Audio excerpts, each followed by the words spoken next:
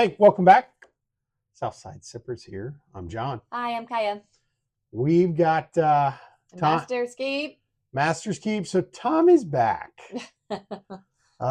We've How long have you had these? we've had these. I've been. I had to dust the top of the boxes. Yeah, you can't see the dust. I did, but I did. So I bought these, and I've been grabbing these for a while. We have an Unforgotten, we have a Voyage, and we have a 1. So since 21 was 1, 22 was Unforgotten, and then Voyage was 23. Do they do a new Master's Keep every year? Now, do they do a 1 every year or just, oh. So once this 1 bottle's gone, you're not getting it back? Pretty much. It's released. Now, okay. So when I went down there to try to get the Russell's 15, they had one of them out to buy. What's 2024's? 2024 is it's a rye one, and I was told it wasn't great, so I didn't really go after it. Okay. And the price is like significantly gone up. Okay. I have a receipt in one of these that I got, and I paid $1.99 for it. Yeah. You did not have to share that in front of me. That was a while ago. So like, I want to say that this year's it's like Oh my gosh! Like wow. $3.90 or something. Okay. Big red here, and I think they're inflating their price. They're asking $4.99 for it, and I'm like, and it's just sitting there on the shelf. So it's a little steep for bourbon, for a rye even. It's a rye. I was really geeked out about it when I saw that it was a rye, but then I saw a review on it, and then I saw the price on it, and I was like, I'm gonna have to be out on that one. Yeah. So these are probably the only 3 we're gonna do. Let's talk about the box and the bottle. So does every bottle come in the box? Yes, it does. Okay. Now the bottles are really different. I've not seen a bottle like this. It's actually got a turkey like glass. It's not even etched. It's raised. That's raised. It's cool. Turkey on the side. And then we're going to quiz ourselves a little bit because much to my delight, these have tasting notes. We got tasting notes on the side of the bottle. The bottle and in the box. And then each box came with a little story. We're going to do our best to recall some of the stories when we get down here to figuring out what is what. We have not tasted these. These are brand new fresh cracks. Bottles. Fresh cracks. I did shake them up a little bit just to air them out. See what I could. They've been up on the shelf for a while, so. And we do not know what we're tasting. It's blind. This was blind. Okay. So the 1 comes in at 101. That's awesome. Of course it does. Yeah. The Unforgotten comes in at 105, and the Voyage comes in at 106. Okay. Unforgotten's in the middle. Voyage is here on the end. Okay. The Unforgotten is it's like a bourbon rye. Blend. It's around, I think it was 13 years is what you said, yes. I believe. Mm-hmm. If we're wrong on any of this stuff, please comment, because I'd rather be corrected than be wrong.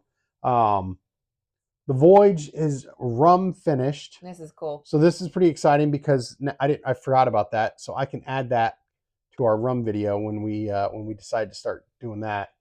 And then the 1 is a blend of the father and son, pretty much. Mm-hmm. So it's going to be, from what I'm gathering, it's going to be very close to maybe what the father and son is. It's supposed to be bringing back the taste. It's a homage to the father and son bourbon, is what the little box. So I'm pretty excited about that because I really enjoyed it, and I've been wanting to get that bottle, but it's a travel exclusive, only in duty frees, and it's really? Yeah, and it's the father and son. Yeah, they only sell that to other countries, right? It's only in the duty free shops. Gotcha. Okay. And it's not every duty free shop. It's the weird ones where people don't go. So I don't know. We got a trip planned in the spring, yo. It's not there. Bummer. Yeah. All right. So, well, let's start somewhere, and then we'll take. Let's dive in. Dive in, yeah. Take it down the line. Where do you want to start? Where do you want to start? You want to start backwards this time? Start with C. You want to start with C? Yeah. Okay. I can't tell the color difference between any of these. So. Gosh. Thank gosh. That smells really sweet. Oh, it does. That's gotta. And maybe because I've got this rum cask on my radar, but to me, I could smell maybe a little bit of I wonder if we rum shouldn't in have read this anything and and just then gone in, tasted it. I'm not going to remember all of the tasting notes, but we just would gone in know that blind. one's finished in a rum cask. Why? Yeah, I get a little baking spice and a little rum, I think, on the nose of this. Huh. Oh, wow. That is really different. It's got a lot going on. Holy There's cow. definitely fruit in there and definitely some almost like a cinnamon sugar.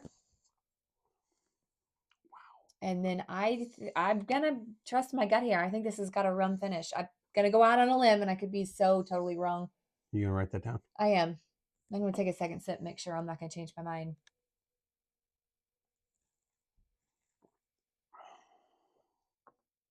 That is really nice. That's good. Now, none of these are over. What's the highest proof here? 110? 106. 106? Yeah. Okay. I'm going to say rum on the nose.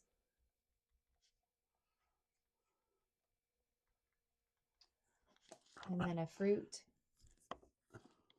and a cinnamon sugar I could be really wrong, and a which rum finish. I'm usually really wrong with this stuff. I feel like I get a rye spice on that. Do you really? So I'm wondering if this is Well, the maybe rye the one. rye with a little bit of baking spice I'm in wondering there. if this is the Unforgotten. Okay. Whatever it is, it's darn tasty. It is really good. It's got a nice mouthfeel. It's got a nice lingering tasting notes on my palate. Yeah, that was really nice. So I think we're going to end up liking all of these, but we'll see. It'll be hard to pick, I think, a top pick. Did you write that on the A? About what? What we just drank? Yeah, I did, didn't I? We started at C. See, this is why we shouldn't go backwards. You want to go to A next? Sure. I'm living on the wild side. All right. I'm going to finish with B. Okay. That smells really nice, clean. I'm smoking something upstairs, and I that's all I can smell on my hands is It's smoke. smoke. I think I get vanilla on the nose on this. I don't get anything. It's It's broken. really light.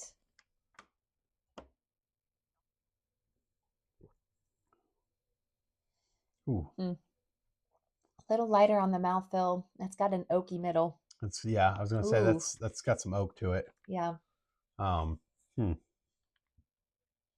to I get get that oak. finish. I get oak all the way around All that. the way around. I even get an oaky finish with a little bit of burnt sugar. You getting any chocolate or any fruit notes?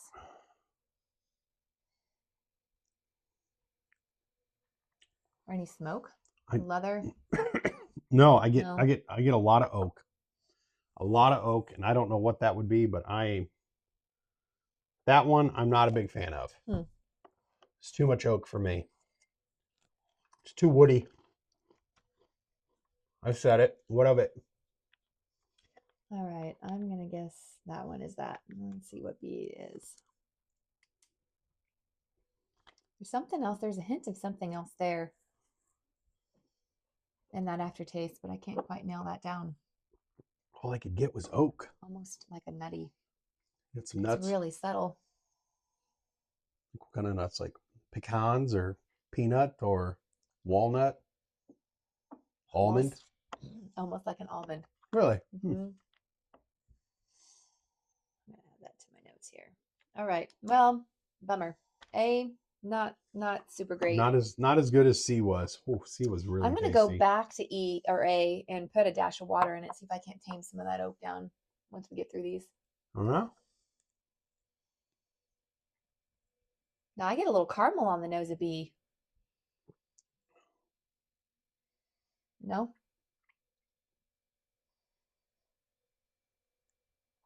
Ooh, that's buttery on the palate. That is good. I get a hint. I'm going to say I'm going to get a hint of butterscotch. Hunt of butterscotch? You think A so? hint. And maybe that's just because I know one has a tasting note of butterscotch. I sometimes have trouble differentiating between a caramel and a butterscotch when I'm smelling it in the bourbon. I want to say caramel nose. It's got a buttery feel in the mouth. It's not, the aftertaste is not as lengthy as C. Huh. Yeah. I don't think either one of them are as complex as C was. No, I agree. All right, I'm going to go back in for a second. And I still think I'm picking up some of the oak from A. You didn't have enough crackers. Should have just gone down from CBA. What's the fun of that?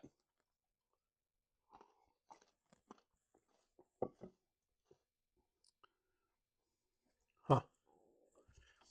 I don't know. I'm not going to be able to tell. See, I feel like I got a rye spice to it. I could be wrong. All the rest, I mean, the oak, I think too much oak on A. B was not bad. It wasn't terrible. But C was very good.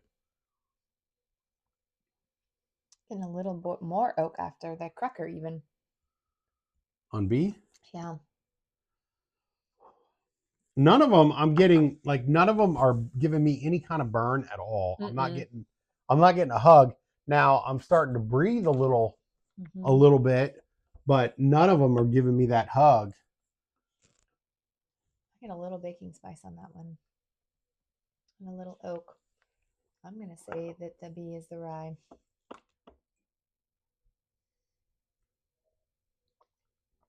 All right, so to give them the backstory of these, do you remember? No. The rye finish was actually a mistake. One of the employees, I guess, accidentally mixed a young rye with an aged bourbon, and then the master distiller tried it, decided he liked it, so they turned what the label say, surreptitious mistake. I think so, yes. Yeah. So then they started actually purposely blending these early ryes with these aged bourbons to come up with their collection. What was the name of the rye again? Forgotten? Unforgotten. That's what I think B is.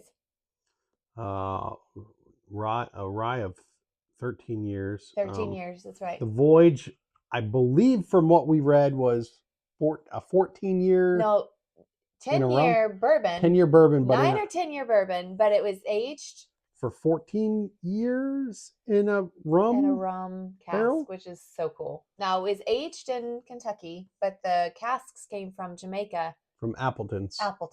And they worked with the master distiller there at Appleton's to find the best casks, which I don't know. I don't know that I've ever seen a bourbon aged that long in a secondary barrel. 14 years is a long time. It's a lot. That's a 24-year-old bourbon. We are looking at a 24-year-old bourbon.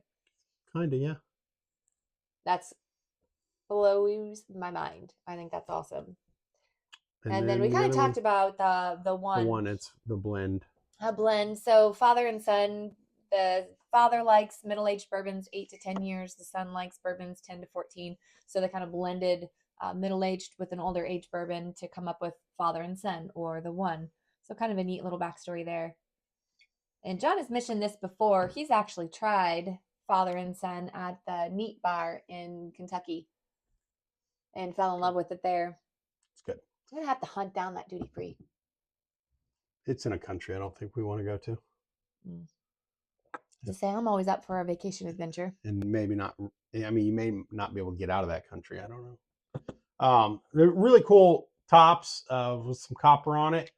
Okay, so the Voyage tasting notes is tropical and dried fruit, caramel aged oak, chocolate spice is the Voyage. And then let's see if I don't drop any of these. Please Unforgotten is fruit caramel, sweet oak, black pepper, and warm baking spice. That's the Unforgotten, a blend of Kentucky straight bourbon and rye whiskeys finished in rye cask. Oh, I didn't get any pepper on any of these. Now, which one had the chocolate notes? Was that supposed to be the Voyage? I believe that is. Yes, that's was that the Voyage? Yeah. Yeah. Voyage has the chocolate. And then the one, this is actually a toasted oak finished. Oh, interesting. Okay. We I should have. must have missed that. I wish we would have known that. I wish I would have read it and we could have added it to the toasted video. Oh, well. Oh well. Notes of rich vanilla, fresh toasted oak, caramel spice, and butterscotch. Interesting. Interesting. Very interesting. Now that you say that, I wonder if I've got these two mixed up. All right, you I'm ready? gonna stick with it. Yes, I'm gonna say C is still my top pick, and I'm gonna stick Yeah, with my guesses. I'm gonna say C was my favorite as well. Okay. C was Voyage. Nailed it. C, Voyage, rum. Huh. Why do I play this game? B was Unforgotten. Okay, I had that one right. That was the right one. Huh. Yep. With a lot of oak. Yep. Huh. And then A. The one. The one. Now A, we got the most oak on. Oh, we did? Yes. Yeah, we did. Yep. Yeah, oak. And then B was buttery. Yep. Huh. Interesting. Oh, boy. Craziness. It's crazy. I'm really excited to have maybe some friends try this Voyage. We've got some friends that are rum fanatics. Yeah. Yeah, I wonder if they can pick any of the rum out of that like we could. I didn't pick up any of the rum. Well, I was trying to be polite. Like I could. I was trying to include us in the we. Wow. This was fun, babe. I appreciate you bringing these out for us to try. Wow.